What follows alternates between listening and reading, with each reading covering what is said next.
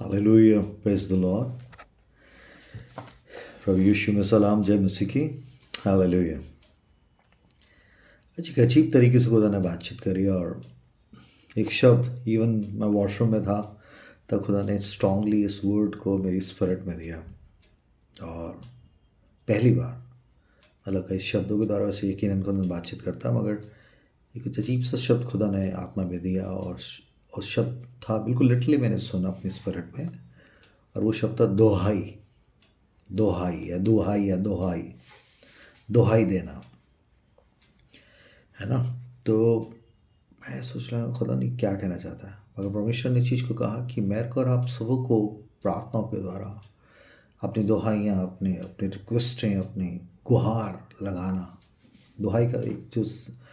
Similar word है गुहार लगाना, या अपने दर्द को व्यक्त करना, अपने पेन को एक्सप्लेन करना। और हमारा परमेश्वर सच में तरस से भरा परमेश्वर है। वो अपने बच्चों की दोहाइयों की ओर कान लगाता है, ऐसा लिखा है ना। टूटे और पिसमन वालों के करीब रहता है, लाचार की प्रार्थना की ओर कान लगाता है ना। तो दोहाई एक ऐसी स्थिति है जहाँ पर आदमी टूट कर, हार कर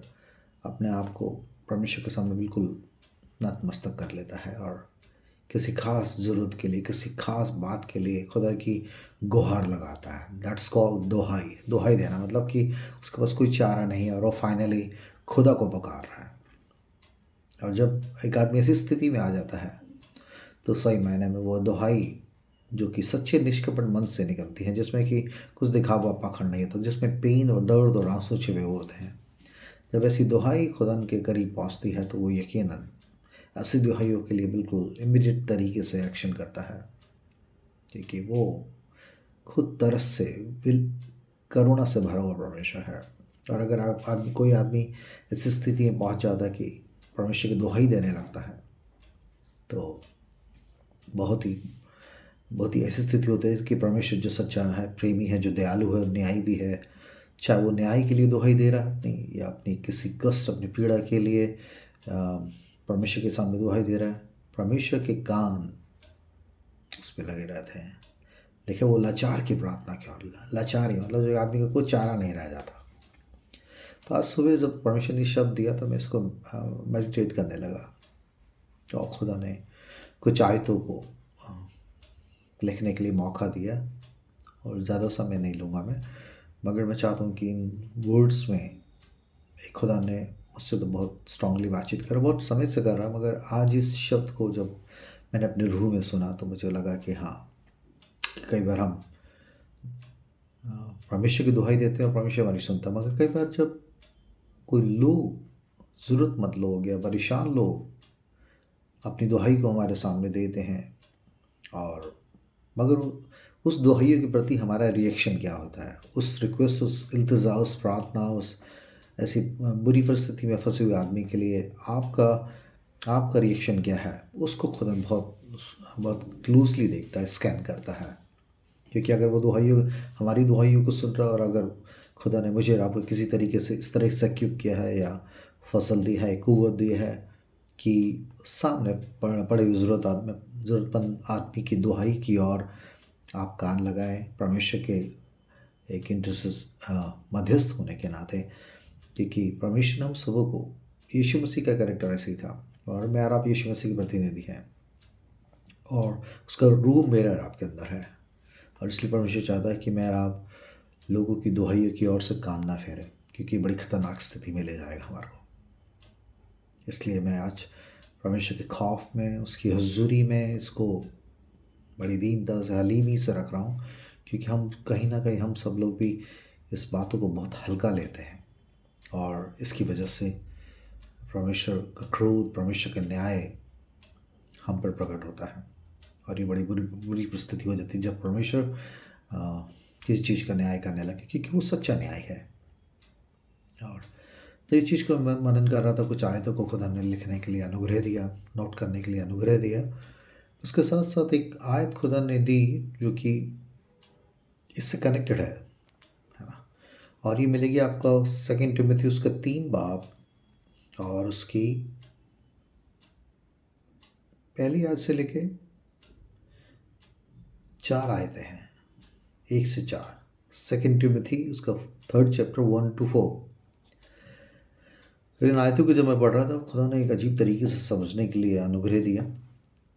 और इसलिए तीमुथियुस को लिखता हुआ पौलुस इस बात को बहुत ही स्ट्रांगली इस चीज़ को लिख रहा है कि आज मेरा बहुत से लोग इस बात के लिए गौरतलब है कि यीशु मसीह ने जो बताया कि अंत के दिनों में ऐसे चिन्ह होंगे, बेडोल होंगे, महामारियाँ होंगी, देश विदेश चढ़ाई करेगा, यकीनन वो सब चीज़ें पूरी हो रही हैं। वो सब पूरी हो रही हैं और बहुत तेज़ी से चीज़ें पूरी हो रही हैं। आप देख लें किस तरीके से, है ना, टर्की में और दूसरी जगहों पर किस तरीके से ज़िंदगियाँ ऐसी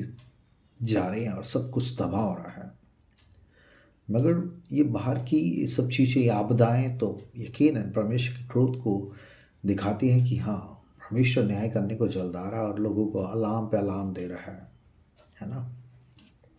मगर एक ख़ास बात को पौलुस इस बात को लिखता हुआ कह रहा है कि ये और एक सच मसीह के साथ चलने वाले या परमेश्वर को जानने या समझने का दम भरने वाले हम लोगों के लिए भी परमेश्वर एक बड़ी चेतावनी दे रहा है। और तीमुथियुस के द्वारा मतलब 2000 साल पहले अगर ये खत लिखा गया है, तो आज ये कितना कितना सार्थक, कितना रेलेवेंट और कितना अप्रोप्रिएट हो गया आज हमारे जीवन में। मुझे आपको उसको सोचने की ज़रूरत है। और ये मिलेगा 2 तीमुथियुस का 3 से 4 आयतों के बीच में ऐसा लिखा है। पर ये स्मरण रख, मतलब ये याद रख कि अंतिम दिनों में कठिन समय आएंगे, कठिन समय आएंगे अंत के दिनों में। और हम सोचते हैं कि यही कठिन समय है, हर चीज़ों की मंदी चल रही है और बीमारियां बढ़ रही हैं, अकाल आ रहे हैं, भूचाल आ रहे हैं और सुनामीज आ रही हैं और आकाश से भी चीज़ें गिर रही हैं और तमाम कितने लोग नाश हो रहे हैं, कैसे कैसे, है ना। मगर यहाँ ये इस चीज़ों की इस ऐसी आपदाओं की बात नहीं कर रहा, बल्कि यहाँ लिख रहा है कि अंत के दिनों में कठिन दिन समय आएंगे। और ये कठिन समय क्यों आएंगे और ये कठिन समय किसके लिए आएंगे? सबके लिए नहीं होगा। ये खुदा के लोगों के लिए जो परमेश्वर के प्रेम में चल रहे हैं, चलने का दम कोशिश में है, जज्बा रखते हैं, उनके लिए अंत के दिनों में ज़िंदगी गुजारनी बहुत ही कठिन हो जाएगी, बहुत ही बड़ी मुश्किल हो जाएगा। और ये सिर्फ परमेश्वर के अनुग्रह में ही हम ऐसे बुरे दिनों में खड़े रह पाएंगे या अपनी दौड़ को विश्वासयुक्ता से ख़त्म कर पाएंगे। और इसके पहले आप में लिखा है कि अंत पर ये जान रख कि अंतिम दिनों में कठिन समय आएंगे क्योंकि मनुष्य स्वार्थी। जब मैं सोचने लगा खुदा, लोग हत्यारे हो जाएंगे, होमोसेक्सुअलिटी बढ़ रही है और गंदगी बढ़ रही है और इस तरीके से पैसे के लिए और दौलत के लिए और इस तमाम चीज़ों के लिए और शैतानियत, गंदगी, नंगापन कितना बढ़ रहा है। इन सब चीज़ों की बातों को करने से पहले परमेश्वर का दास खुदा के रूह में उन आने मेरे और आपके दिनों को देखते हुए खुदा की अगुवाई में चीज़ों के लिए मुझे और आपको प्री अलर्ट दे रहा है, क्योंकि मनुष्य स्वार्थी, पहला शब्द ही यही है। ऐसा नहीं लिखा कि हत्यारे हो जाएंगे या चोर उचक्के हो जाएंगे या और व्यभिचारी हो जाएंगे और दूसरी कुछ ऐसे ऐसे पाप जिसको हम अलग अलग तरीके से ग्रेडिंग करते हैं, सॉरी माफ़ कीजिएगा, ग्रेडिंग करते हैं। उन सब चीज़ों की बात नहीं हो रही। यहाँ कह रहा है कि स्वार्थी, सेल्फिश, खुदगर्जी बढ़ जाएगी। और ये खुदगर्जी ही है जो सही मायने में हर एक पापों के लिए एक ऐसा मैदान, ऐसा रास्ता खोल देती है जिससे कि एक आदमी खुदा के खौफ से दूर होना है। हमारी खुदगर्जी, हमारी खुद ही अपने लिए जीना और अपने लिए सेल्फिश, अपने लिए अपने मतलब बस अपने लिए जीना, खुदगर्जी। तभी यीशु मसीह ने सबसे पहले अपने फॉलोअर्स के लिए ये एक क्राइटेरिया रख दिया। सबसे पहले अपने खुद ही का इनकार कर, अपने स्वयं का इनकार कर, अपने मैं का इनकार कर, अपने आप का इनकार करे, वो मेरा सेवक नहीं हो सकता। अपने आप का इनकार कर और क्रूस उठा और मेरे पीछे हो ले, फॉलो मी है। उस फॉलोअर बनने से पहले मुझे और आपको अपने आप का इनकार करना है। अपने आप का इनकार करने का मतलब हमें अपने स्वार्थ, अपने मैं को, अपने अहम, अपने मैं, मुझे क्या होगा, मेरा क्या फ़ायदा होगा, इन चीज़ों को जब तक आप ऑल्टर पे, उस वेदी पे नहीं रखेंगे, आप सही मायने में खुदा के पीछे चलने के लिए हम कभी भी तैयार नहीं होंगे। और इसलिए पौलुस इस चीज़ को लिख रहा है कि अंत के दिनों में स्वार्थी होंगे। जब एक आदमी स्वार्थ से भर जाता है, उस सामने वालों को क्या होगा, दर्द होगा, परेशानी होगी और आंसू निकलेंगे उसके, या तकलीफ़ होगी या बहुत उसको हानि उठानी पड़ेगी, इसकी परवाह नहीं करता। वो सिर्फ अपने बारे में सोचता है। और यहीं से ये हमारा, तभी यीशु मसीह ने इस चीज़ को दो ही कमांडमेंट के, सबसे पहले अपने आप का इनकार कर, और जैसे पहले आ गया है कि अपने परमेश्वर से अपनी पूरी शक्ति, अपनी पूरी सामर्थ, अपने पूरे प्राण से अपने परमेश्वर से प्रेम करो, और लिखा है इसी के समान दूसरी है कि अपने पड़ोसी से अपने समान प्रेम करो। अगर आप अपने लिए जी रहे, अपने स्वार्थ से इतने भरे, तो अपने पड़ोसी के लिए आप कैसे जी पाएंगे? मैं आप पड़ोसी वही नहीं जो आपके साथ में रह रहा है, हर एक आदमी जो किसी भी तरीके से आपके साथ आपके जीवन में, आपके रास्तों में डेली सामने आता है, जो किसी ना किसी तरीके से, खासकर विश्वासी भाइयों के लिए मैं बोल रहा हूँ कि वो किसी तरह की परेशानी, दुख में, तकलीफ में है, और जब परमेश्वर ने जो प्रेम आप पे किया, जो दया, जो तरस आपको दिया है, जो माफ़ी आपको दी है, उसको आगे, उसको उसी तरीके से आगे सेत में मिला है, और सेत में आगे देने में अगर आप रुकते हैं, झिझकते हैं, अपने हाथ रोकते हैं, तो ये बात इस बात को प्रूव करती है कि हम स्वार्थ से भरे हुए हैं, स्वार्थ से भरे, और सामने वाले के दर्द को समझ नहीं पा रहे हैं, और सामने वाले को अपना जैसा जैसा परमेश्वर ने हमसे प्रेम किया है वैसे प्रेम हम आगे देते हुए हमें बहुत तकलीफ हो रही है। और इस तरीके से अंत के दिनों में ऐसा लगा कि मनुष्य स्वार्थी, लोभी, लोभ, लेकिन लोभ मूर्ति पूजा के बराबर है, पौलुस लिखता हुआ कहता है लोभी। आपको दुनियावी बस लोभ, किसी भी तरीके का लोभ हो सकता है, कोई भी ऐसी अभिलाषा का लोभ, बस पैसे का लोभ, धन का लोभ, लेकर सब बुराइयों की जड़ है, और लोभ किसी भी तरीके का हो सकता है, चाहे प्रशंसा पाने का लोभ हो, अपनी महिमा पाने का लोभ, लोभ, इस लालच, ये ऐसी लालच को लिखा है कि इसके लिए लोग किसी भी हद तक जाएंगे। और आप देख रहे हैं कि आप लोग अलग अलग तरीके के लोभ में से लोग जी रहे हैं, लोभी, डींगमार, अभिमानी, निंदक, है ना, एक दूसरे पे ऐबजोई, एक दूसरे को निंदा करने के लिए लोग पता नहीं पूरे पूरे वो सब चीज़ों को कर रहे हैं, है ना, डींगमार, डींगे मारी जा रही है, अमीर आदमी तो मार रहा है, सारे संसारिक लोग अपनी चीज़ों को, डींगों को मारने के लिए सोशल मीडिया एक बहुत बड़ा एक प्लेटफॉर्म बन चुका है कि हर एक आदमी कुछ ना कुछ डींग मारता हुआ नज़र आ रहा है, किसी भी तरीके से। संसारिक लोग तो डींग मांग रहे हैं अपने कपड़ों की, अपने पैसों की, अपने दौलत के, अपने रख रखाव, अपने ऐश्वर्य के, अपने वैभव और अपने लग्जूरियस लाइफ की डींग मारते हुए दिखते फिर रहे हैं। फिल्म स्टार ही नहीं, हर एक आदमी कर रहा है। या सेल्फी के ज़माने में आप हैं, सब कुछ सेल्फी, मतलब आपसे लिमिटेड है, बस सिर्फ अपने आप को देख रहे हैं आप। अब यस, वी आर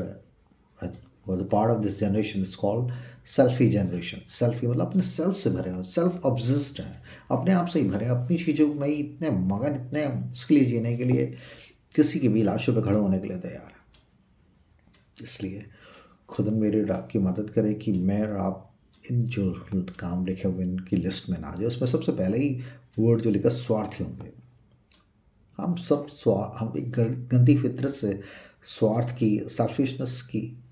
फितरत से भरे हुए हैं हम लोग। हमारे पास जो शरीर है वो सेल्फ चाहता है, सेल्फ प्रमोशन चाहता है, सेल्फ एग्जॉल्टेशन चाहता है, उसको अपने लिए सबसे पहले अपने लिए चाहिए। मगर जब मेरा आप मसीह में नई सृष्टि बनते हैं तो हमारा जीना सिर्फ अपने लिए नहीं होता, बल्कि खुदा की मर्जी में होकर, खुदा के उस प्रेम को, उस माफ़ी को, उसके सेल्फलेस लव को पाकर एक आदमी सेल्फिश नहीं हो सकता, बल्कि वो सेल्फलेसली वो लव जो खुदा ने उसको दिया, जिसके योग्य नहीं था, उसको पाने वाला एक सच्चा ईमानदार मसीह आदमी तो यकीनन उस अपने सेल्फ को डिनाई करते हुए उस सेल्फलेस लव को अपने में से फ्लो होने देगा, ताकि सामने वाले के लिए, वो परमेश्वर के लिए एक अच्छा प्रतिदिन, उसके लिए एक अच्छा गवाह बन सके कि ऐसे स्वार्थी संसार में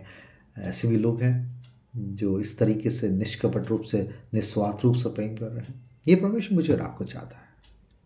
तभी तो लिखा, तुम्हारे भले कामों को देखकर अन्य जाति के बीच में परमेश्वर की बड़ाई हो। तो मैं यहाँ पे हर एक आदमी जो खासकर विश्वासियों से रूबरू हो रहा हूँ, जो परमेश्वर के प्रेम, उसकी दया, उसकी क्षमा को, अनकंडीशनल लव को जिन्होंने एक्सपीरियंस किया है, मगर इस अनकंडीशनल लव, इस फॉरगिवनेस को पाने के बाद आगे इसी चीज़ को जब दूसरों को देने की बारी आती है, तब हमारी बाहें तन जाती हैं और हमारे हाथ रुक जाते हैं। और ऐसी स्थिति में अगर वो सामने वाला ज़रूरतमंद आदमी आपसे ये एक्सपेक्ट करते हुए कि आप खुदा के बंदे हैं, खुदा के बहन भाई, उसके बच्चे, उसके ख़ानदान के लोग हैं, और आपकी दुहाई आपके लिए परमेश्वर में होकर दुहाई दे रहा है कि उसके लिए आप खड़े हों, क्योंकि वो आपसे एक्सपेक्ट कर रहा है, वो आपसे आशा कर रहा है कि आप ऐसा करेंगे, क्योंकि बाहर के लोग तो नहीं समझ पा रहे, मगर वो आपकी दुहाई दे रहा है परमेश्वर के खौफ में हो, परमेश्वर के प्रेम में होते हुए। और अगर आप उसकी दुहाई को अनसुना कर रहे हैं, सेल्फिश हो रहे हैं, स्वार्थी होकर कठोर हो रहे हैं, लेकिन कठोर हो जाएंगे लोग, दया रहित, क्षमा रहित, ऐसा हो जाएंगे। लिखा ऐसा लिखा, थर्ड वर्स में लिखा है, अंत के दिनों में लोग दया रहित, क्षमा रहित। जो दया हमें रोज मिल रही है, जिसकी वजह से मेरी आपकी सांसें चल रही हैं, और जो क्षमा मिल रही है कि रोज बरोज हमसे कितनी गलतियां होती हैं, चाहे जाने हो चाहे अनजाने हो, चाहे शब्दों के द्वारा हो, हमारे इंटेंशंस, हमारे मोटिव्स, हमारे थॉट्स में रोज बरोज कहीं ना कहीं मेरा आप चूक जाते हैं। मगर परमेश्वर के सामने जब हम आते हैं तो परमेश्वर हमें क्षमा करता है, हम पे दया करता है। मगर जब इस चीज़ों को, यही दया, ये क्षमा जो अनकंडीशनली बिना अनुपात के हमेशा आपको मिल रही है, उसको आगे पास ऑन करने की बात आती है, तो अगर हम अपने आप को कठोर कर रहे हैं, दया रहित हो रहे हैं, क्षमा रहित हो रहे हैं और स्वार्थी हो रहे हैं, तो इसके कॉन्सिक्वेंसेस सिर्फ यही नहीं आएंगे, इसके कॉन्सिक्वेंसेस इटर्नल तक रहेंगे। ये बहुत खतरनाक स्थिति है। और इसलिए आज जो शब्द मैंने सुना, मैं उस पर खुद मनन कर रहा हूँ, मैं अपने आप को खुद तोड़ रहा हूँ, खुदा मेरी कॉन्शियस में इस चीज़ के लिए बेचैनी छटपटाहट दे रहा है कि मुझे आपको याद करना है कि कहीं किसी ने खुदा के प्रेम को मुझ में के विश्वासी होने का दम भरने की स्थिति में उसने अगर मुझसे किसी चीज़ को एक्सपेक्ट करा है कि मैं इसकी दुहाई दूंगा, परमेश्वर में होकर इस बात के लिए दुहाई दूंगा, तो एक आदमी सुनेगा, क्योंकि ये परमेश्वर को जानता है। और अगर मैं और आप उससे आनाकानी कर रहे हैं, तो इसका खामियाजा बहुत खतरनाक है। क्योंकि इस आयत को, जो शब्द मैंने सुना, दुहाई, अगर कोई आदमी दुहाई दे रहा है आपके और आप उसकी अनसुनी कर रहे हैं, आप ऐसे करने, उसकी दुहाई को सुनकर उसके लिए आशीष बरकत बनने के लिए परमेश्वर ने आपको साधन, रिसोर्सेज या टैलेंट दिए हुए, मगर आप उस दुहाई को सुना कर रहे हैं, तो एक बड़ी खतरनाक स्थिति हो जाएगी, बहुत ही। इसलिए एक आयत को खुदा ने आज नोट करने को दी, ताकि मैं चाहता हूँ आप लोग आपस में एक साथ पढ़ेंगे। मैं कोई बहुत बड़ा थियोलॉजियन या प्रीचर नहीं है, मैं खुद रोज बरोज आपको कुछ प्रीच करने से पहले मैं खुद अपने आप को जांचने की कोशिश करता हूँ, क्योंकि ऐसा ना हो कि मैं आपको उपदेश दे के खुद ही झूठा ठहरूँ या फेक ठहरूँ। क्योंकि मेरा परमेश्वर को तो उससे तो गेम नहीं खेल सकता, उससे नहीं खेल सकते। हमारे बाहरी इंप्रेशन, हमारे आउटवर्ड एक्सप्रेशन से ज़्यादा, हमारे पर्सनालिटी से ज़्यादा हमारे अंदर की चीज़ों को बखूबी जानता है। और जिस आदमी को ये पता लग जाता है ना कि खुदा को टोपी नहीं पहनाई जा सकती, तो वो इससे पहले कि वो दूसरों को ठीक करने का दम भरे, वो सबसे पहले अपने अंदर उस करेक्शंस के लिए अपने आप को खुदा के सामने उसकी वेदी पर रखता है।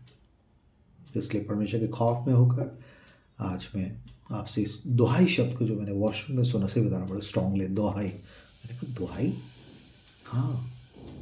उस शब्द को परमेश्वर ने लिखा। और जब मैं इस चीज़ को इंडेक्स में अपने गूगल में देखने लगा, मैंने कहा खुदावा, दुहाई शब्द, तो मुझे इतनी आयतें मिल गई, दुहाई दुहाई दुहाई दुहाई, न्यू टेस्टमेंट से लेके ओल्ड टेस्टमेंट, न्यू टेस्टमेंट, दुहाई शब्द उन्होंने ऐसे दी, इसराइल ने उसकी दुहाई दी, उसने यहोवा की दुहाई दी, उस गरीब ने दुहाई दी। मतलब आमिर, मैंने कहा खुदावन, इतनी आयतें भरी हुई दुहाई से भरी हुई कि लोग अपने गुहार लगाना, दुहाई करना, अपने अपने दर्द को खुदा के सामने उड़ेल देना, क्योंकि उन्हें मालूम है कि खुदा इन चीज़ों करेगा। तो परमेश्वर जो स्वर्ग में है, मुझे और आपको कहीं ना कहीं से ऐसी बरकतों से लव रेस रखता है, ताकि हम लोग डेड सी ना बन जाए उन बरकतों को पाकर, बल्कि हमारा we have to become a river of life. हमें जीवन का झरना बनना है, लेकिन तुम में से अंदर से जीवन जल की नदियाँ फूटने के लिए, अगर जीवन की बात है, जीवन के आशीषें किसी भी तरीके से, शारीरिक हो, रूहानी हो, जो मुझे और आपको अंदर दी गई है, वो यहीं तक सीमित ना हो जाए कि हम डेड सी की तरह बन जाए, कि जो भी डाला जा रहा है बस हमारे में ही वो चल रहा है, बस आगे कुछ नहीं जा रहा। नहीं, परमेश्वर ने इसलिए डाला, इसलिए इन्वेस्ट किया है, ताकि खुदा की महिमा, उसका जलाल, उसका करेक्टर और बेहतर तरीके से मिट्टी के बर्तनों से आगे तक पहुँच सकें। और अगर इसको दिखाने में हम नाकामयाब रहे, तो खुदा कलाम कहता है कि जिसको दिया गया उसको हिसाब लिया जाएगा, जितना दिया गया। और वो तो ऐसा खुदावन है, जो लिखा है उसके कलाम में लिखा, जहाँ वो बोता नहीं वहाँ से काटता है।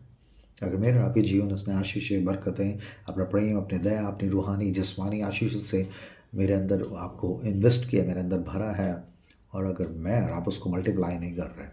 खुदा के राज्य के लिए, रूहों को, परमेश्वर के प्रेम, उसकी सच्चाई, उसकी दया, उसके तरस, उसके सेल्फलेस लव को एक्सप्रेस करने में मेरा फेल हो रहे हैं, और अगर वो दुहाई दे रहे हैं, अगर हम उनकी दुहाइयों को अनसुना कर रहे हैं, तो देखिए खुदा का कलाम क्या कहता है, व्यवस्था विवरण और उसका 15 बाब की 7वीं आयत से ऐसा लिखा है, जो देश तेरा परमेश्वर यहोवा तुझे देता है, उसके किसी फाटक के भीतर यदि तेरे भाइयों में से मतलब विश्वासी भाइयों में से, इजरायली भाइयों में से, आज में आप न्यू टेस्टमेंट में इसको अगर ट्रीट करें तो हर एक विश्वासी भाइयों जो मसीह विश्वास करता है, लिखा है, अगर किसी फाटक के भीतर यदि तेरे भाइयों में से कोई तेरे पास दरिद्र हो, तो अपने उस दरिद्र भाई के लिए ना तो अपना हृदय कठोर करना। सोचिए, ये सिर्फ वही नहीं कि जब परमेश्वर के आवाज़ को सुन तो अपने दिल को कठोर ना कर। परमेश्वर मुझसे आपसे मेरे आपका दिल कठोर ना हो, और ऐसे लोगों को कई बार मेरे आपके सामने भेजता था कि मैं अपने सेल्फिश, अपने खुदगर्जीपना में उन चीज़ों को एक्यूमुलेट ना करते रहें, बल्कि खुदा ने जिस खुले हाथ से मुझे आपको वो दया, वो क्षमा, वो बरकत दी है आगे देने, क्योंकि मेरा सेहतमंद मिला है, सेहतमंद आगे देना है। प्रभु कह रहा है सेहतमंद मिला, ऐसा क्या है जो तूने उससे नहीं पाया। तो उस समय परमेश्वर नहीं चाहता कि मेरा अगर किसी ज़रूरतमंद, लिखा है उस दरिद्र भाई के लिए ना तो अपना हृदय कठोर करना। वो कुछ कह रहा है, कुछ दरख्वास्त कर रहा है, दुआई दे रहा है किसी चीज़ की, उसके लिए अपना हृदय कठोर ना करना, और ना अपनी मुट्ठी कड़ी करना। मतलब नहीं नहीं जी, मेरा है, मैं नहीं दूंगा, मैंने तो जमा किया, मैंने बहुत मेहनत से इकट्ठा किया। ये मेहनत और बल, ताकत, कुव्वत, लेकिन धन प्राप्त करने के लिए भी जो सामर्थ्य और अनुग्रह देता है वो परमेश्वर देता है, तेरा मेरा नहीं कुछ। जिस आदमी को परमेश्वर के साथ चलो, उसे पता है कि मेरी क्या औकात थी, कहाँ से मुझे खुदा ने उठाया, तो ये खुदा का फसल है कि खुदा ने आपको इस लायक किया है कि आप अपने विश्वासी दरिद्र जरूरतमंद भाई के लिए अपने हाथ को खोल सके। लेकिन अपनी मुट्ठी को कड़ी ना करना, नहीं नहीं नहीं नहीं जी, बस बस बहुत हो गया, नहीं। लेकिन उसकी अपनी मुट्ठी कड़ी ना करना, जिस वस्तु की घटी उसको हो, उसकी जितनी आवश्यकता हो उतना अवश्य अपना हाथ ढीला करके उसको उधार देना। फिर पढ़ लीजिए, आप नोट कर लीजिए प्लीज़, व्यवस्था विवरण उसका 15 बाब उसकी 7 से लेके 11, 7 से लेके 11, ये 5 आयतों में खुदा के मन को, उसके हृदय को मेरा आप अच्छी तरीके से समझ सकते हैं, क्योंकि वो जिस तरीके से मुझसे आपसे बिहेव कर रहा है, जिस तरह से मुझे ट्रीट कर रहा है, वो चाह रहा है कि मैं और आप भी उसी दया, उसी तरस, उस माफ़ी में होकर आगे। देखा है, यदि हाँ, तेरे उसके किसी फाटक के भीतर यदि तेरे भाइयों में से कोई तेरे पास दरिद्र हो, तो अपने उस दरिद्र भाई के लिए ना तो अपना हृदय कठोर करना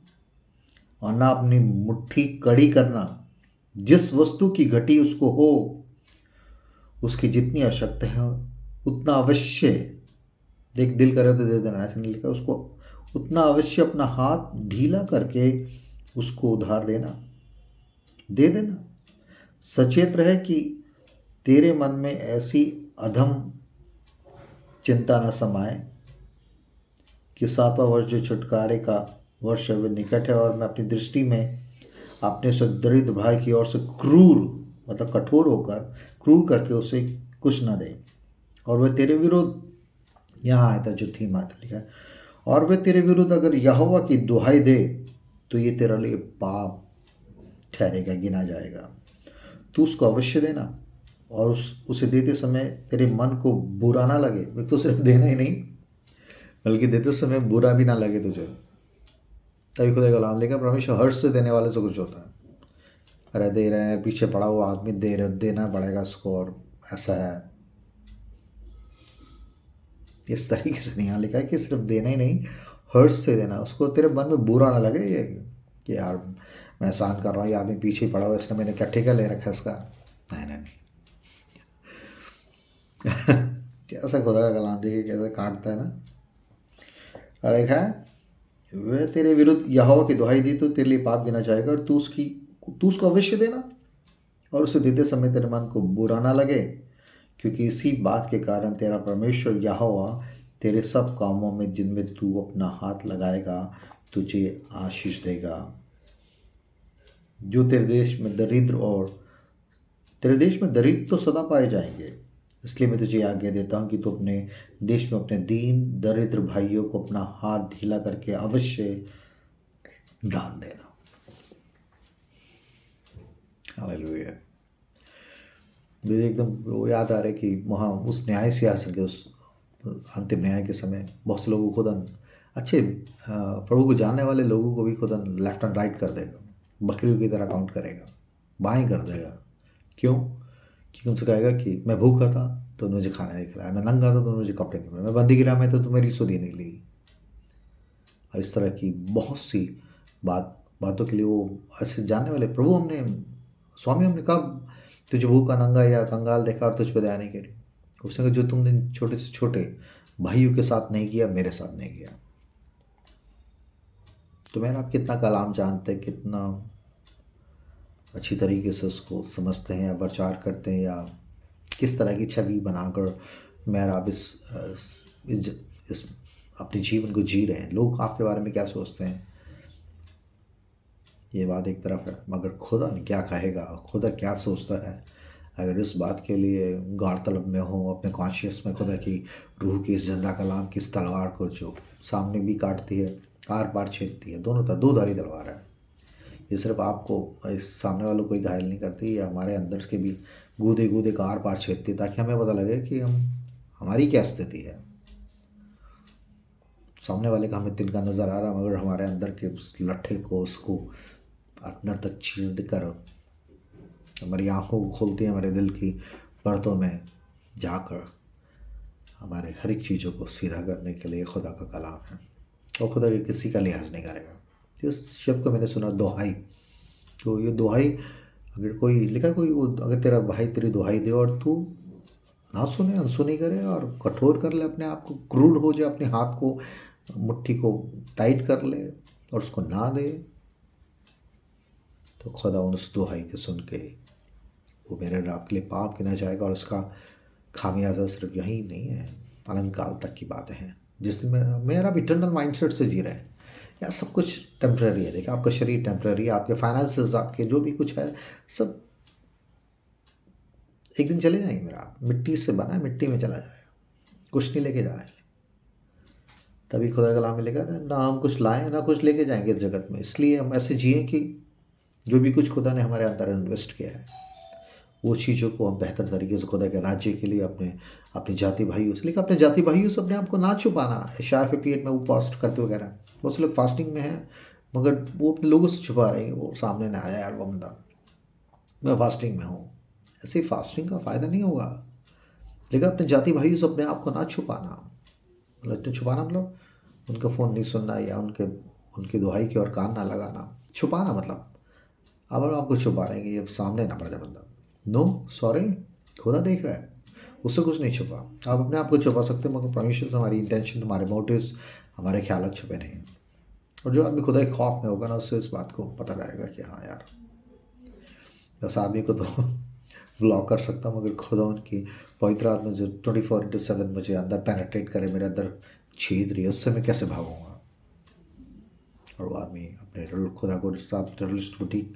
करने वाला शख्स हमेशा अपने कॉन्शियस की आवाज़ को दबाएगा नहीं, जो पवित्र आत्मा के द्वारा वो कन्विक्ट किया जा रहा है, तो उस चीज़ को ठीक करेगा और बल्कि परमेश्वर से आशीष को पाएगा। हालेलुया। और इसमें दोहाई के शब्द के साथ साथ खुदा ने, जैसे मैंने पढ़ा है कि लूका 18:7 में लिखा है, 18:7 में लिखा है, उसमें से लिखा है कि उस विधवा ने जो बराबर ऐसे न्यायी के पास आती थी, जो किसी खुदा का खौफ भी नहीं रखता था, किसी का खौफ नहीं रखता, तो बार बार आकर वो दोहाई देती थी, मेरा न्याय चुका, मेरा न्याय चुका। और यहाँ खुदा ने, यीशु मसीह खुद इस बात को बोल रहा है कि वो जो जज था ना, वो किसी का खौफ नहीं रखता, ना मनुष्य का ना परमेश्वर का, मतलब बहुत ही नास्तिक और कठोर किस्म का आदमी। मगर उस आदमी का, ये विधवा ने मेरे नाक में दम कर रखा है और मैं इसका न्याय चुकाऊंगा, उसने चुकाया। मगर खुदा उन चीज़ को लिखता हुआ कह रहा है, खुद बताता हुआ कह रहा है, अगर सोच ली वो अधर्मी न्यायी जो खुदा का खौफ नहीं करता था, ना मनुष्य का खौफ करता था किसी का, उसने उस विधवा का न्याय चुकाया। तो ऐसा 18:7 में, लूका 18:7 में लिखा है, परमेश्वर अपने उन बच्चों की जो रात दिन उसकी दुहाई देते, क्या उनकी ना सुनेगा? उसने तो चिढ़कर या तंग आकर उस चीज़ का न्याय चुकाया। मगर यहाँ खुदा के कलाम में लिखा है, तो बुरा ना मानना, अगर वो जब तेरा हाथ ढीला करे बुरा मत मानना कि यार एक पीछे ही बढ़ गया, उससे पीछे छोटा ले यार चल तू जा। नहीं, यहाँ खुदा हर्ष से देने वाला, यहाँ खुदा उस अधर्मी न्यायी के लिए कह रहा है कि उसने कुड़ कर दे पर चुकाया। मगर परमेश्वर कह रहा है तुम्हें उसी के लेवल पे नहीं जाना, बल्कि उस नेक्स्ट लेवल पे आकर तुम्हें हर्ष के साथ कि खुदा तूने मुझे इस लायक समझा, मुझे तूने इस काबिल किया है कि मैं अपने बहन भाइयों के लिए काम आ सकूँ। खुदा इन चीज़ को देख रहा है, मेरी बहन मेरे भाई। और उत्पत्ति 4:10 में ऐसे लिखा है, कुछ आयतें मैंने 4:10 में लिखा है कि कैन ने जब हाबिल का खून कर दिया, तो खुदा कलाम में लिखा है कि हाबिल का लफ्ज़ ज़मीन से मेरी दुहाई दे रहा है, पुकार रहा है, न्याय न्याय। दुहाई कैसा शब्द है ना? आप किसी आदमी को ख़त्म कर सकते हो, मगर उसके बावजूद उसका लहू दुहाई दे रहा है। सोचिए, ज़मीन से मर गया आदमी और उसका लहू दुहाई दे रहा है। वाह, कैसे खतरनाक शब्द हैं। दुहाई दे रहा है, ज़मीन से लहू पुकार रहा है, दुहाई दे रहा है कि। तो आप सोचिए कि हमारा सच्चा न्यायी परमेश्वर कह रहा है, वो मर गया तो सोच रहा है कैन तूने उसे ख़त्म कर दिया, किसी को नहीं पता लगा कैसे कुछ हुआ, वो उसका लहू मुझे पुकार रहा है। तो किसी आदमी से अपने आप को दरकिनार करना और स्विच ऑफ कर लेना या उसका जवाब नहीं देना, कोई बात नहीं। उसकी दुहाई आपसे घूम कर खुदा के पास पहुँचेगी, और खुदा जब दुहाइयों को सुनने वाला खुदा में, तो वो जब कान लगाएगा ना, तो उसका न्याय भी फिर प्रकट होगा। वो किसी की नहीं पहुँचेगा, ना मुझे ना आपको। निर्गमन के खुदा ने एक और आयत नोट करने की दी, बहुत आयत मैं बता रहा हूँ कि 60-70 आयतों को खुदा ने दी। मैं समझ नहीं आ रहा था मैं कौन सी आयत को पढ़ूँ, क्योंकि वीडियो बहुत लंबी हो जाएगी। मगर खुदा ने कहा आज तुझे बोलना, और मैं सचमुच I was so restless when I spirit until, जब तक कि मैंने इस वीडियो को बनाने के लिए अपने आप को तैयार समर्पित नहीं किया, तब तक बड़ी बेचैनी से मुझे थी। मगर मैं जब आपसे बातचीत कर रहा हूँ तो एक अजीब सी शांति, इत्मीनान को महसूस कर रहा हूँ, और मैं समझ रहा हूँ कि खुदा इस मिट्टी के बर्तन से जो मुझे भी ठीक कर रहा है, आपको भी ठीक कर रहा है, ताकि हम लोग बेहतर तरीके से दुहाइयों को अनसुना करके इस पाप, इस कहर, इस दंड के नीचे ना आए। खुदा मेरी और आपकी मदद करे। और निर्गमन उसको 2 के 23 और 24 में ऐसा लिखा है, लेकिन बहुत दिनों के बाद मिस्र का राजा मर गया, जब यूसुफ के टाइम पे है ये बात, और इजरायली कठिन सेवा के कारण लंबी लंबी सांस लेकर आहें भरने लगे और पुकार उठे, और उसकी दुहाई, उनकी दुहाई जो कठिन सेवा के कारण हुई, वे परमेश्वर तक पहुंची। उन्होंने दुहाई में चलाया, खुदा क्या हो रहा, देख हमारे साथ कैसा न्याय हो रहा है। और लिखा उनकी दुहाई जो कठिन सेवा के कारण हुई, वे परमेश्वर तक पहुंची। परमेश्वर ने उनका कराहना सुनकर अपनी वाचा को, जो उसने इब्राहिम, इसहाक और याकूब के साथ बांधी थी, स्मरण किया, और परमेश्वर ने इजरायलियों को दृष्टि करके उन पर चित्त लगाया। मतलब सोचिए कि गुलामी में होने के बावजूद भी इतना दर्द, इतने परेशानी में, ईंट गारे में फंसे हुए इजरायलियों ने, जब वहाँ का नया फ़िरौन यूसुफ की बातों को और उन लोगों को भूल गया और उस जलन में उसने कठिन सेवा कराने लगा, तो उनकी दुहाई इन्होंने चिल्लाए खुदा की तरफ, और खुदा ने उनकी दुहाई को सुना। और किस तरीके से उसने मूसा को भेजा, कि किस तरीके से ऐसे डिलीवर के रूप में उस दुहाई को सुनकर। तो खुदा दुहाई इट्स अ पावरफुल वर्ड है ना। नीति वचन उसके 21 की 13 में ऐसा लिखा है। मैं जब इसको पढ़ रहा था, मेरे रोंगटे खड़े हो गए, सही बता रहा हूँ मैं आपको। I was so fearful. नीति वचन 21:13 में ऐसा लिखा है, मैं डर गया इस बात को पढ़ते हुए। खुदा बाप,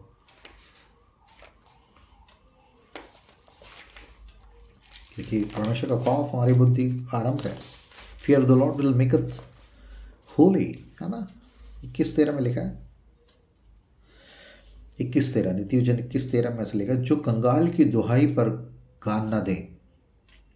जो कंगाल जरूरतमंद आदमी की दुहाई पर कान न दे, वह आप पुकारेगा और उसकी ना सुनी जाएगी। वो आप पुकारेगा। कई बार हम ऐसी परिस्थिति पहुंच जाते हैं कि आप एक बार किसी की अनसुनी करें, किसी की दुहाई को अनसुनी, अरे ठीक है यार, ठीक है, मगर कई बार मैं उन चीज़ों के द्वारा परमेश्वर के न्याय को अपने लिए बुलाते हैं कि हम ऐसी स्थिति में पहुँचे जब हम चिल्लाते हैं तो हमें पता लगता है कि हमने भी बहुत सी दुहाइयों को अनसुना करा। अब खुदा हमारी दुहाई क्यों नहीं सुन रहा भाई? इसलिए मैं आप ऐसी कोई भी ऐसी स्थिति ना पहुँचे कि जब आप पुकारें और ऐसी परिस्थिति में पहुँचे जब आप दुहाई दें और खुदा ना सुने। उसका रीज़न यही होता है कि कई बार जब ऐसी ज़रूरतमंद ऐसे कंगाल ऐसी कोई ऐसी परिस्थिति में फंसा हुआ आदमी जब दुहाई देता है और हम उसकी दुहाई को अनसुना करते हैं। लेकिन जो अगर तू कंगाल की दुहाई को अनसुना करे, है ना, और होशे उसका 4:14 में ऐसा लिखा है कि उन्होंने खुदा की दुहाई, अय्यूब ने कहा कि मैंने किसी कंगाल की दुहाई की ओर से कान फेरा हो तो खुदा का न्याय मुझ पर आए। भजन संहिता 30:2 में लिखा है, एक आयत देखिए, भजन संहिता 30:2। तो मेरे आपकी मदद करें, माफ़ कीजिएगा कुछ वीडियो लंबी हो जाए, मगर मेरी आपसे गुजारिश है प्लीज़ खुदा के खौफ में मैं कोशिश कर रहा हूँ कि मैं कुछ बोलूँ, माफ़ी से डर के साथ में चीज़ को बनाता हूँ। प्लीज़ को ऐसे स्क्रॉल ना कर दे, अरे बहुत लंबे नहीं, please listen the voice of God, क्योंकि ये मेरा और आपको बेहतर तरीके से खुदा के साथ उसके ख़ानदान में उसके ऊपर उसको वेलकम कराने में मेरी और आपकी सहायक होगी यही खुदा का कलाम, क्योंकि मेरा कलाम नहीं है, खुदा का कलाम है। 30:2 में ऐसा लिखा है, दाऊद कह रहा है कि हे मेरे परमेश्वर यहोवा, मैंने तेरे दुहाई दी और तूने मुझे चंगा किया है। जब मेरा दुहाई देते, दुहाई इतना पावरफुल वर्ड है ना, दुहाई दी उसने और उसको ऐसी बुरी प्रसिद्ध चंगाई। अगर आप कहीं ऐसे आप दुहाई दें खुदा की और आप परमेश्वर आपको चंगा करेगा हर तरीके से चंगा। होशे उसका 7:14 में ऐसा लिखा है, देखिए,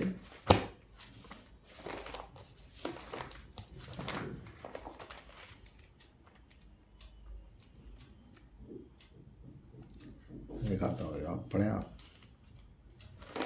7:14 में ऐसा लिखा है, वे मन से मेरी दुहाई नहीं देते परंतु अपने बिछौने पर पड़े हुए हाय हाय करते हैं। वे अन्न और नए दाखमधु के लिए भीड़ लगाते हैं और मुझसे बलवा करते हैं। कह रहा वो मन से मेरी दुहाई नहीं देते, मतलब दुहाई एक ऐसी स्थिति है जहाँ ये सिर्फ सिंपल एक रूटीन प्रार्थना नहीं है, एक ऐसी स्थिति है जहाँ बिल्कुल आप निष्कपट होकर बिल्कुल बिना पाखंड लाग लपट के आप अपने दिल को उड़ेलते हो, और चाहे वो कैसी परिस्थिति हो, चाहे बीमारी की परिस्थिति हो, चाहे ऐसी आर्थिक समस्या हो और ऐसी कोई भी कलेश हो, जब आप दिल से दुहाई देते हैं खुदा उस दुहाइयों को अनसुना नहीं करता है, क्योंकि लिखा वो टूटे हुए मन वालों के करीब रहता है। लाचार की प्रार्थना क्यों नकार, ये प्रार्थना से एक ऐसी ऊपर की स्थिति है जहाँ सिर्फ रूटीन प्रार्थना नहीं है, बल्कि लिखा है वे परमेश्वर कह रहा है उनके ऊपर एक दोष लगा रहा है खुदा के अपने लोगों पे ही, लिखा है वे मन से मेरी दुहाई नहीं देते, होठों से मेरा आदर करते और होठों से प्रार्थना करते, बल्कि वो मन से मेरी दुहाई नहीं देते परंतु अपने बिछौने पर पड़े हुए हाय हाय करते, बिछौने पर बड़े बड़े अपने बिस्तर बड़े बड़े हाय हाय इन चीज़ों के लिए और ये सब चीज़ों के लिए हाय तौबा मचाते हैं। वे अन्न और नए दाखमधु के लिए तो भीड़ लगाते हैं, मतलब और दुनियावी चीज़ों, अन्न और दाखमधु मतलब रोजी और ये सब चीज़ें शारीरिक आराम के लिए तो बहुत भीड़ लगाते हैं, मतलब उन चीज़ों में इतने व्यस्त हैं, मगर मुझसे बलवा करते हैं। मुझसे बलवा करना मतलब खुदा को जो समय देना, जो खुदा को इज्जत जिसको ऑनर देना, जो उसके साथ समय बिताना, उन चीज़ों में बलवाई हैं, बलवाई घराने के हैं, बलवा कर उन चीज़ों का। और अन्न और दाखमधु के लिए भीड़ की भीड़ लगाते हैं, अपने बिछौने में बैठे हुए भी अनर्थ कल्पनाएं करते रहते हैं, कुड़कुड़ करते रहते हैं, ये नहीं हो रहा, ये नहीं हो रहा, ये नहीं मिला, और संसारिक अभिलाषों को पाने की आपाधापी में है, मगर मेरी मन से मेरी दुहाई नहीं देते। मैं आपको बताऊं 60-70 आयतें हैं, पता नहीं 3-4 घंटे हो जाएगा अगर उस पर एक्सप्लेन होने लगे तो, मगर खुदा ने आज जो शब्द मुझे दिया दुहाई,